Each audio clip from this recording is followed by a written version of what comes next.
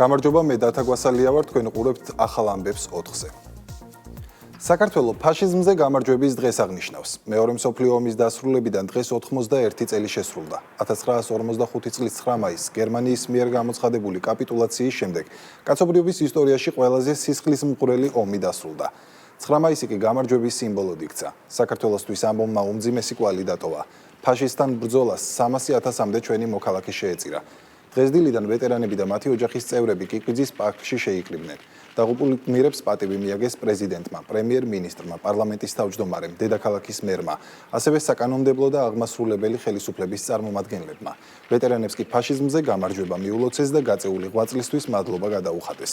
გამარჯვების დღესთან დაკავშირებით მთავრობის განკარგულებით ვეტერანებისა და მათი ოჯახებისთვის ერთჯერადი ფინანსური დახმარებაც გამოიყო. ომის მონაწილე ვეტერანები ერთჯერადად 2,000 ლარს მიიღებენ.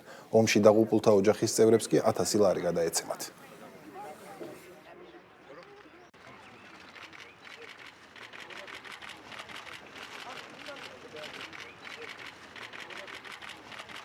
ყველა სულოცავ 9 მაისს ფაშისტ გამარჯვების დღეს განსაკუთრებით ულოცავ რა თქმა უნდა ჩვენს ვეტერანებს 300,000 ადამიანი შეეწირა ქართველი ფაშიზმის წინააღმდეგ ბრძოლას 100,000-ობით ქართველი იბრძოდა ფრონტზე და რა თქმა უნდა ჩვენი ვალია პატივი მიუგოთ თითოეული მათგანის თითოეული გმირის ხსოვნას თითოეულ გმირს რომელიც არის განსახიერება თავდადების სამშობლოსთვის თავგანწირვის კიდევ ერთხელ მიულოცავ ყველას და კიდევ ერთხელ მადლობას გადავუხდი ყველა ვეტერანს, ყველა გმირს მათი ღვაწლისთვის. მე მინდა ყველა ცოცხალ ვეტერანს მიულოცო ეს დღე, მე მინდა მივაგოთ სათანადო პატივი სამამულო ომში დაღუპულთა ხსოვნას საქართველოს ერთსულ მოსახლეობის რაოდენობაზე გადათვლით ყველაზე დიდი მსხვერპლი გაიგო ყველა ანტიფაშისტურ ერებს შორის. ეს არის ის წვლილი, რომელიც საქართველოს შეიტანა მშვიდობიანი სამყაროსთვის, ვინაიდან ეს ომი ეხებოდა ყველას. ეს არის ის წვლილი, რომელიც საქართველოს და ქართულ ხალხს ტრადიციულად ყოველთვის შექონდა ხოლმე უკეთესი მომავლისთვის. ეს დღე ასევე ჩვენ გვახსენებს თუ რამდენად მნიშვნელოვანი არის რომ ის დღეები რაც ჩვენ იდენტობას ქმნის ის ისტორიული მომენტები რაც ჩვენ როგორც ერთს გვაკავშირებს ერთმანეთთან და ჩვენი საერთო მეხსიერება არის ეს დღეები არ დავივიწყოთ და იყოს ყოველთვის ჩვენი შვილების მეხსიერებაში. უდიდესი წვლილი შეიტანეს ჩვენმა პაპებმა, ჩვენმა მამებმა, რომლებმაც ერთ-ერთი დიდი გამარჯვების ფურცელი ჩაწერეს და კიდევ ერთხელ სამყაროს ამცნეს ის რომ ვართ მეომარი ძლიერი და თავისუფალი ერი. კიდევ ერთხელ ყველას ერთად გილოცავთ, მე მინდა მიუსამძიმრო ყველა დაღუპულის ოჯახს. ეს არის საერთო გამარჯვება სინათლის სიბნელეზე და მე ვიცი რომ და დარწმუნებული ვარ იმაში რომ ჩვენი ქვეყანა თავისი თავისუფლების და ერთიანობის დიდ დღესაც იზეიმებს. ჩემი გამოცდილება ეს არის საშინელების მოგონება. საშინელება რაც მეორე მსოფლიო ომმა მოუტანა მთელ მსოფლიოს და განსაკუთრებით საქართველოს და საბჭოთა კავშირის დასახლებულ ხალხს. ყველაზე მეტი ჯარისკაცი გაიწვიეს საქართველოდან 700,000-ზე მეტი ადამიანი გაიწვიეს და 9-ზე მეტი იქ დარჩა. ზოგი უყვალოდ არის დაკარგული ისორებს, რომ ბედნიერ საქართველოში და მშვიდობიან საქართველოში ისხორობ. ფაშიზმზე გამარჯვება, ჰიტლერზე გამარჯვება არ მოხდა იყო, მსოფლიო დამოვნებული ხონდა მაგას. მსოფლიოს იპყრობდა. ზავარში წამიყვანე, ჩვენ ნაჯს ავიყავთ, თერჩი ვიყავთ. სალესახელობ დივიზია, ქართული დივიზია, ჩამოყოლდა დივიზია, ვიყავით სალესახელობ დივიზია. ფაშიზმზე გამარჯვების დღესთან დაკავშირებით აფხაზეთის ავტონომიური რესპუბლიკის მთავრობის თავმჯდომარე ქუთაისში მცხოვრებ აფხაზეთიდან დევნილ მეორე მსოფლიო ომის ვეტერანს სახლში ესტუმრა. გიორგი ჯინჭარაძემ დევნილ ვეტერან ორესტი ბერულავას 9 მაისის დღესასწაული მიულოცა. გმირული თავდადებისთვის მადლობა გადაუხადა და საჩუქრები გადასცა.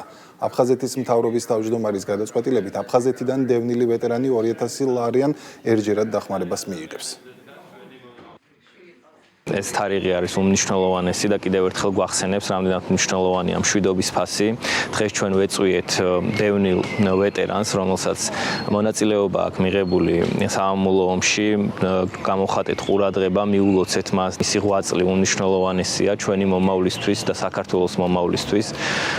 შესაბამისად, ჩვენი ვალია, რომ ესეთი ადამიანები დავაფასოთ, ყველა ვეტერანი ჩვენთვის მნიშვნელოვანია. ყველას მინდა მოულოცო ამ დღეს 9 მაისი ყოველთვის ვიყოთ კარგად და ბედნიერად მინდა სიკეთე სიარული დაბრუნება ახალგაზრდა დაბრუნება ნამდვილად ვიცი რომ თქვენი ახალგაზრდა დაბრუნებს აფხაზეთს დაბრუნებს იმედია ფაშიზმზე გამარჯვების დღე აღნიშნეს რეგიონებშიც. საქართველოს სხვადასხვა ქალაქში მეორე მსოფლიო ომში დაღუპულთა ხსოვნას მოქალაქეებმა პატივი მიაგეს და მემორიალები ყვავილებით შეამკეს. ფაშიზმზე გამარჯვების დღე რეგიონებში მცხოვრებ ვეტერანებს მიულოცეს სახელმწიფო რწმუნებულებმა და ადგილობრივი თვითმმართველობის წარმომადგენლებმა. კეთს ვიხრი ყველა იმ ადამიანის წინაშე, ვინც იბრძოდა, ვინც დაიღუპა, ვინც უგზო-უკლოდ დაიკარგა და ძალიან ბევრი ადამიანი დღემდე, ძალიან ბევრი ოჯახი ამ რეპრესიების ნაწილს, რომელიც გაიარა ჩვენმა ქვეყანამ, იმკის, რა თქმა უნდა, სახელმწიფოს საზოგადოებას ყოველთვის გმართებს განსაკუთრებით დღევანდელ დღეს პატივის მიგება სწორედ გმირებისთვის. დღეს 9 მაისია ფაშიზმზე გამარჯვების დღე ულოცავ საქართველოს მსოფლიოს ადგილობრივი ხელისუფლების წარმომადგენლებთან, სახელმწიფო რწმუნებულთან ერთად პატივი მივაგეთ გარდაცვლილთა ხსოვნას. ამ მნიშვნელოვან დღეს პატივი მივაგეთ მეორე მსოფლიო ომში დაღუპულთა ხსოვნას და მადლიერება გამოხატეთ ჩვენი ვეტერანების მიმართ. ასევე ვესტუმრეთ მეორე მსოფლიო ომის ვეტერანს ბატონ შოთა გოგადაძეს და საქართველოს მთავრობის გადაწყვეტილების შესაბამისად ერთჯერადი ფულადი დახმარება გადავეცით. მინდა მადლობა ვუთხრა ჩვენს ვეტერანებს იმ თავდადებისა და ღვაწლისთვის, რაც მათ ქვეყნის წინაშე აქვთ. გურჯაანის მუნიციპალიტეტში პატივი მივაგეთ დაღუპული გმირების ხსოვნას. საქართველოში ალბათ ძალიან ცოტაა ოჯახი, რომლის წევრსაც პირდაპირ მონაწილეობა არ მიუღია ამ ომში. ჩვენს რეგიონში დღეს 2 ვეტერანიღაა ცოცხალი, მე მათ ულოცავ დღევანდელ დღეს და უსურვებ მღნეობას და ჯანმრთელობას. 9 მაისს ევროპის დღეც აღინიშნება. სწორედ ეს დღე გახდა ევროპის ისტორიაში ახალი ეპოქის ათვლის წერტილი, როდესაც ფაშიზმი დამარცხდა და ჰუმანიზმი კონტინენტის მთავარ განსაზღვრელ პრინციპად იქცა. ევროპის დღეს გამოეხმაურა პრემიერ-მინისტრიც. მთავრობის მეთაურმა ყურადღება გაამახვილა იმ ღირებულებებზე, რომლებმაც გასული საუკუნის 40-იანი წლების შემდეგ ევროპული კონტინენტის მშვიდობიანი განვითარება უზრუნველყო. მან ასევე ხაზი გაუსვა ევროპული იდენტობისა და ტრადიციული ქრისტიანული ღირებულებების შენარჩუნების მნიშვნელობას, რაც საქართველოსთვის ყოველთვის განსაკუთრებული ფასეულობების მატარებელი იყო და არის. ირაკლი კობახიძე იმედოვნებს, რომ მიუხედავად ბოლოდროინდელი რთული ტენდენციებისა, ევროპა კვლავ დაუბრუნდება კეთილდღეობის ზრდისა და იმ ფუნდამენტური პრინციპების გზას, რომლებსაც ეს გაერთიანება თავდაპირველად დაეფუძნა.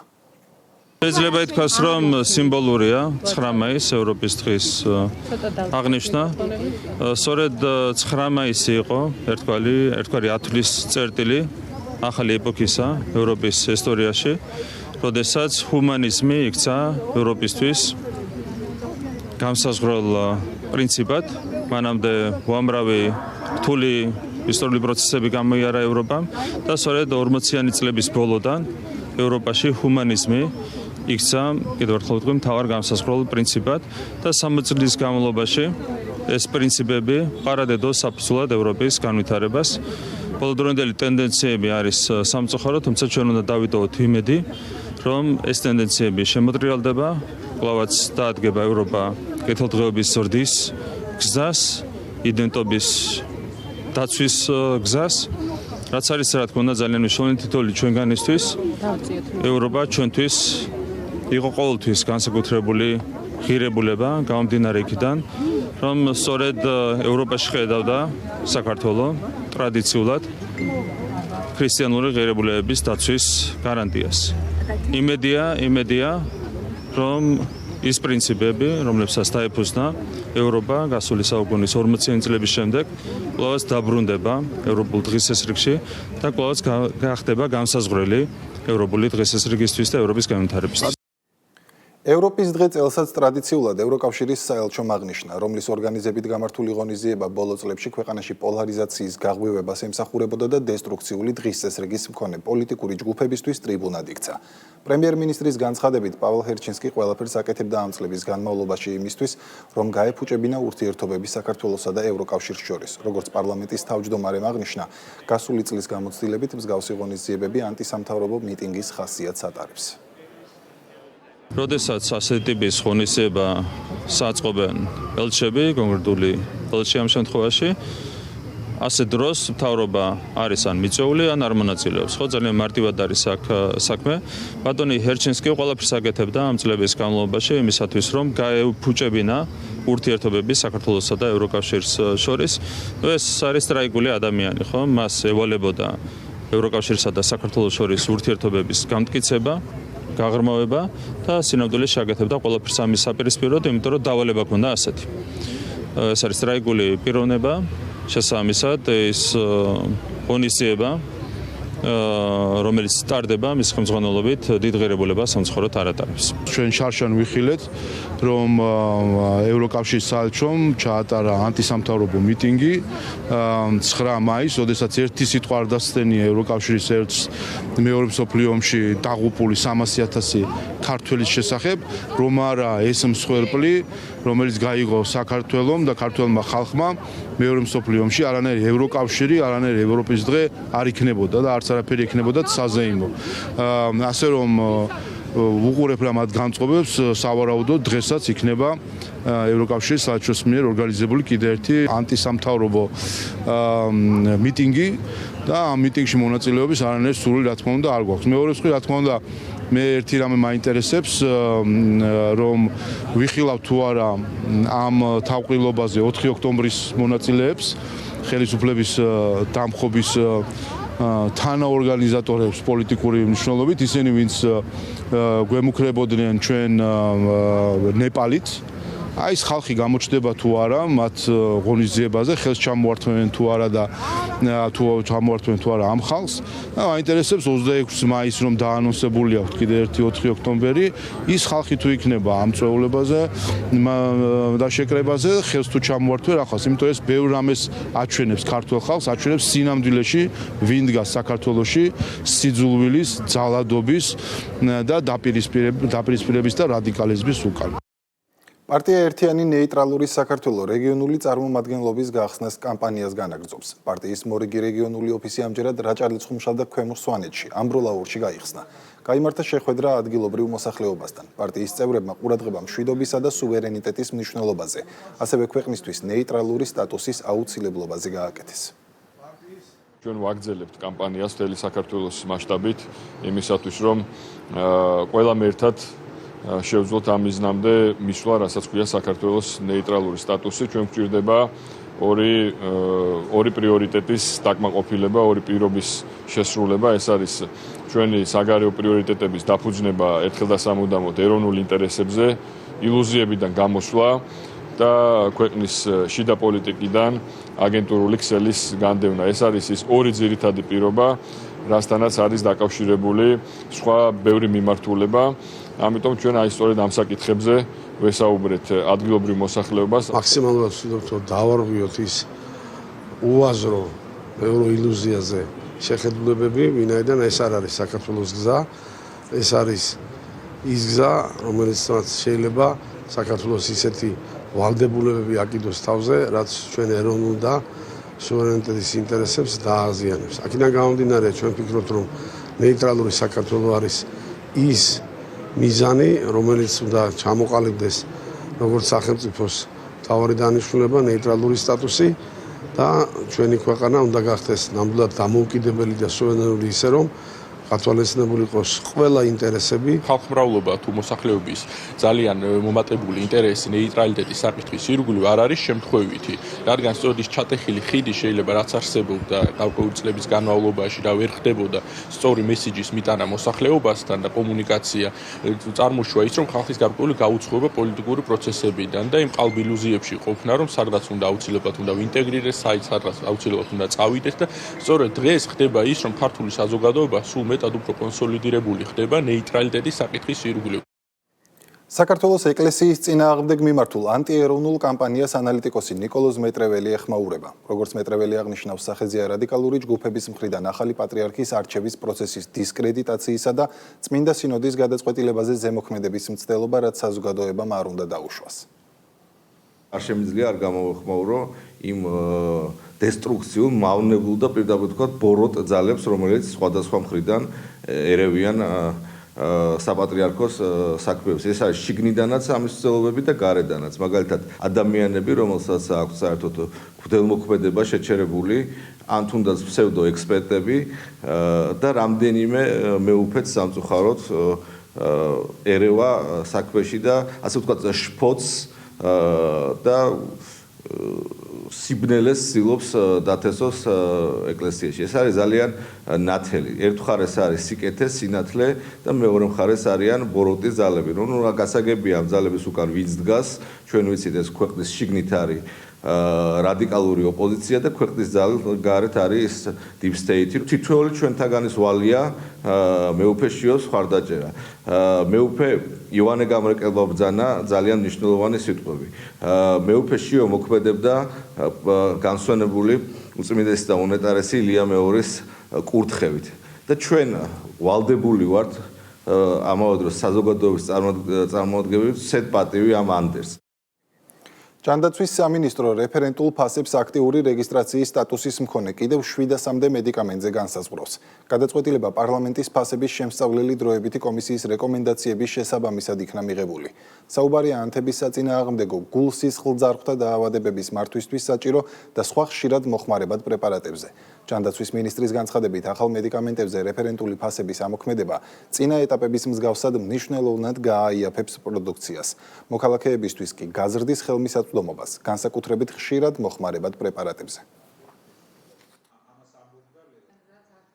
საქართველოს პარლამენტში შექმნილმა კომისიამ, რომელიც მუშაობდა ფასების თემებზე, დაასრულა მუშაობა და ძალიან მნიშვნელოვანი საინტერესო და ძალიან სიღრმისეული დასკვნა მოამზადა, რომლის საფუძველზეც რეკომენდაციებს შორის ერთ-ერთი ყველაზე მეტად მნიშვნელოვანი რეკომენდაცია გახლავთ რეფერენტული ფასების მიმართულებით სახელმწიფო საქმიანობის შემდგომი წინსვლა და განვითარება და ამ თვალსაზრისით ბუნებრივია ამ მოსაზრებას იმთავითვე სამინისტროს ეთანხმება. დავიწყეთ მუშაობა იმ მიმართულებით, რაც შემდგომი ეტაპის, ასე ვთქვათ, გარკვეულ მედიკამენტებზე, გარკვეულ ნაწილზე მედიკამენტებისა, რომელზეც ამ დრომდე არ იყო გათვალისწინებული რეფერენტული ფასი წარმოქმნა, შესაბამისად მას გაუჩნდება ასეთი რეგულირება. ფართოვდება. ეს არის 21 ახალი მოლეკულა დაემატება რამოდენიმე და მიმართულებით. ეს არის დაახლოებით 700-მდე დასახელება, რაც საკმაოდ მნიშვნელოვანი რაოდენობაა. და ყველაზე კარგი, რასაც კვლავ კიდევ შემიძლია აღნიშნო ეს იყო, რომ წინასწარ ინფორმაცია, რომელიც უფრო მომზადება სექტორისთვის იქნება მეტი საშუალება მომზადებისთვის და კომუნიკაციისთვის, სამინისტროსთვის, ეს პერიოდი გამოიყო 2 კვირის განმავლობაში გვექნება ამაზე მსჯელობის, რაც კარგია. იმედი მაქვს, რომ აი ამ თანამშრომლობით და აი ამ პერიოდის მეშვეობით ჩვენ მივახცევთ სასურველ შედეგს. განზრახ მკვლელობის მცდელობის ფაქტზე კახეთის პოლიციის დეპარტამენტის ლაგოდეხის რაიონული სამმართველოს თანამშრომლებმა ცხელკვალზე ერთი პირი დააკავეს. გამოძიებით დადგინდა, რომ ბრალდებულმა ლაგოდეხის მუნიციპალიტეტში წარსულში არსებული კონფლიქტის ნიადაგზე სანადირო თოფიდან გასროლით დაჭრა ქალი და შემთხვევის ადგილიდან მიიმალა. დაჭრილი ქალი შესაბამისი სამედიცინო დახმარების გაწევის მიზნით კლინიკაში გადაიყვანეს. დანაშაული 15 წლამდე ვადით თავისუფლების აღკვეთას ითვალისწინებს.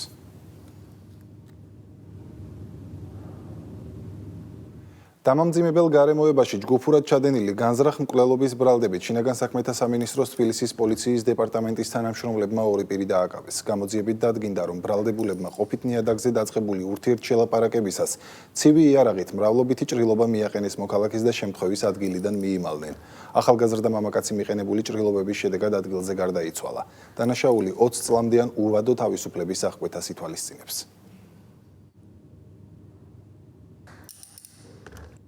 ნარკოდანაშაულის ბრალდებით შინაგან საქმეთა სამინისტროს ცენტრალური კრიმინალური პოლიციის დეპარტამენტის თანამშრომლებმა 11 პირი დააკავეს. დაკავებულებს შორის არიან როგორც საქართველოს, ასევე უცხო ქვეყნის მოქალაქეები.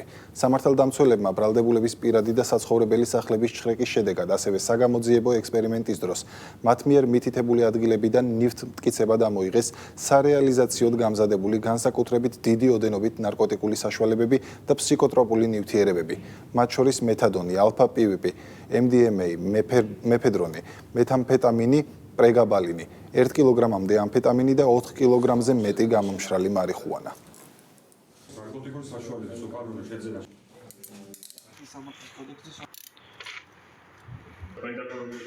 მე-20 ტერიტორიული თავდაცვის ბრიგადის რეზერვისტებმა სამხედრო ფიცი დადეს. ღონისძიება საველე საწვრთნელ ბაზა პალდოზე გაიმართა. რეზერვისტებს ფიცის დადება მიულოცა და წარმატებები უსურვა ეროვნული გვარდიის მეთაურმა ბრიგადის გენერალმა რომან ჯოხაძემ. სამხედრო ფიცის მიღებამდე რეზერვისტებმა 8 დღიანი საწყისი საბრძოლო მომზადების კურსი გაიარეს, რაც ფიზიკური მზადყოფნის შემოწმებას, სამედიცინო მომზადებასა და სროლებს ითვალისწინებდა. ფიცის დადების ცერემონიას ეროვნული გვარდიის წარმომადგენლები და რეზერვისტების ოჯახების წევრები დაესწრნენ. ჩემთვის ეს დღე იყო ძალიან მნიშვნელოვანი და დარწმუნებული ყოველი რეზერვისტისთვის ესეთი მნიშვნელოვანი იყო. ჩვენ ამისთვის გავიარეთ სპეციალური მომზადება, რომ თუ რამე მოხდა, ჩვენ ვემსახუროთ ჩვენ ქვეყანას და მზად ვიყოთ ამისთვის. აქ მიღებული გამოცდილება დარწმუნებული რომ გამომადგება ჩემ სამოქალაქო ცხოვრებაში. ძალიან მიყვარს ჩემი სამშობლო. მინდა ვემსახურო და ჩემი გამოცდილება გადავცე იმ ჩემ აღსაზრდელებს სკოლაში პედაგოგი გახლავართ. ჩაუნერგო სამშობლოს სიყვარული და მივცე ძლიერი мотиваცია. ეს დღე არის ძალიან მნიშვნელოვანი, არა მარტო ჩემთვის, არამედ ყველა ჯარისკაცის ცხოვრებაში. ეს არის ჩვენი სამხედრო კარიერის დასაწყისი და ზუსტადაც რომ ეს ფიცი აღნიშნავს ყველაფრის საწყის. ძალიან გაყოფილი ვარ, იმიტომ რომ რეზერვი ყველანაირად მიწყობს ხელს, რომ ჩემი ესე ვთქვათ განათლება და ჩემ განათლებას შეუწყო ეს ჯარის. განვიხილავ პროფესიულ ჯარში წასვლას, რადგან ჩემი მშობელი, ჩემი ახლობლებიც არიან აქ ამ სამსახურში. მეამაყება, რომ საქართველოს ყავს აი ესეთი ახალგაზრდები, რომლებიც მზად არიან თავიანთი სიცოცხლით და ჯანმრთელობით დაიცვან ჩვენი სამშობლო.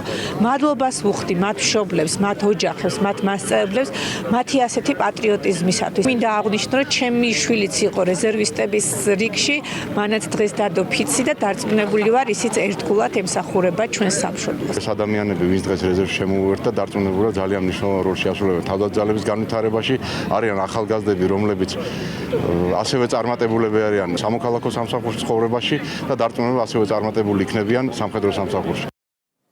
ამბროლაურის მუნიციპალიტეტში სკრინინგის ფართომასშტაბიანი კამპანიის ფარგლებში მოქალაქეებს სრულიად უფასოდ ჩაუტარდათ ძუძუსა და საშვილოსნოს ყელის გამოკვლევები, ასევე არაგადამდები და ავადებების, B და C ჰეპატიტისა და HIV ინფექციის სკრინინგი. კვლევები ადგილზე კვალიფიციურმა სამედიცინო პერსონალმა თანამედროვე მეთოდებითა და სტანდარტებით ჩაატარა. აქცია ამბროლაურის საზოგადოებრივი ჯანდაცვის ცენტრის მხარდაჭერით გაიმართა. კამპანიის ფარგლებში სკრინინგული ღონისძიებები უკვე ჩატარდა აჭარაში, სამეგრელო ზემოსვანეთში, სამცხე-ჯავახეთში, გურიაში, ქვემო ქართლში, შიდა ქართლსა და კახეთში. კამპანია ეტაპობრივად გაგრძელდება ქვეყნის სხვა რეგიონებშიც და 15 ნოემბრის ჩათვლით საქართველოს თითქმის მთელ ტერიტორიას მოიცავს. სკრინინგ აქციები გრძელდება 54 მუნიციპალიტეტში გაიმართება 344 აქცია ნოემბრის ბოლომდე და ეს ჩვენ ვფიქრობთ რომ ხელმისაწვდის გაზომს გახდის ჯანმრთელობაზე ზრუნვას ასევე გახდეს მას უფრო ადვილს და უფრო კომფორტულს. გამოკვლევა ხდება ქალბატონების ძუძუს კიბოზე, აგრეთვე ხდება საშვილოსნოს ყელის კიბოს სკრინინგი. ვიკვლევთ პაციენტებს B ჰეპატიტზე, C ჰეპატიტზე და შიდზე. მინდა მადლობა გადავუხადო ორგანიზატორებს, ვინაიდან ჩვენი რეგიონისთვის ეს აქტივობა ძალიან მნიშვნელოვანია. ადრეულად აღმოჩენილი ავადობა ყოველთვის არის ჯანმრთელობის გარანტია, ამიტომ კიბო განაჩენი არ არის. ყოველ ჩამოსვლაზე გავდივარ სკრინინგს, მოუწოდებ სხვებსაც, რომ მოვიდნენ და გაიარონ. აუცილებელია. ხელოვნების საერთაშორისო გამოფენაზე ვენეციის 61-ე ბიენალეზე კულტურის სამინისტროს მხარდაჭერით საქართველოს ეროვნული პავილიონი გაიხსნა პროექტით თანამედროვე არგონავტების საქართველოს გზაჯვარედინი.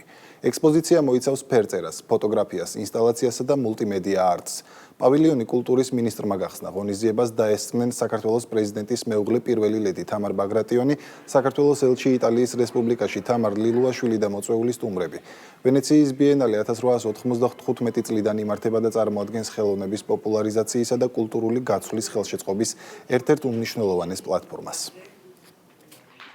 უდიდესი მნიშვნელობა აქვს, როდესაც ხარ წარმოდგენილი იქ, სადაც მთელი მსოფლიო თავის თანამედროვე ხელოვნებას წარმოაჩენს. დღევანდელ საქართველოს, დღევანდელ ჩვენ რეალობას ძალიან შეეფერება გზაჯვარედინზე საქართველოს ყოფნა, დაკავშირებადობა, როდესაც ვსაუბრობთ, ახალი არგონავტების იდეა და მთელი ის თემები, რომელიც აქ 17 თანამედროვე ხელოვანის მიერ არის წარმოჩენილი. აქ წარმოდგენილია მართლა ხახულის ხატიდან დაწყებული ჩვენი დამწერლობა და ბევრი რამ, ფიროსმანი, რითიც ღვინო ათასწლეულების ისტორია, რაც ჩვენ ქვეყანას გამოარჩევს თავის მემკვიდრეობით. საქართველოს პავილიონი ასეთი საერთაშორისო პროექტით წარდგა, თანამედროვე არგონავტები, ქართული გზაჯვარედინი.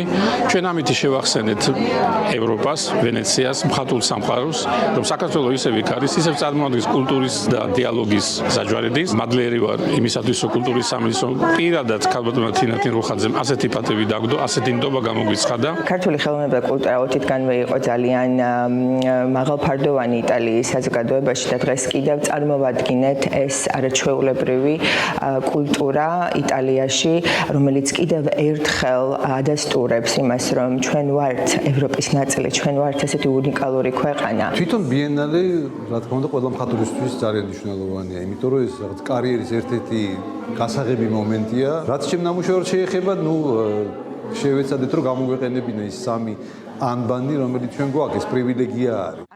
მე ვარ ძალიან ბედნიერი, ჩემი შთაბეჭდილებები აშკარაა. თქვენი პავილიონი არის ძალიან მდიდარი და კომპლექსური. აქ გამოყენებულია გამოხატვის სხვადასხვა საშუალებები: აბსტრაქცია, ფოტოგრაფია, ინსტალაცია. ორგანიზატორებმა ძალიან დიდი შრომა ჩადეს ერთი იდეის ქვეშ სხვადასხვა ხელოვანი გაეერთიანებინათ ასე ოსტატურად.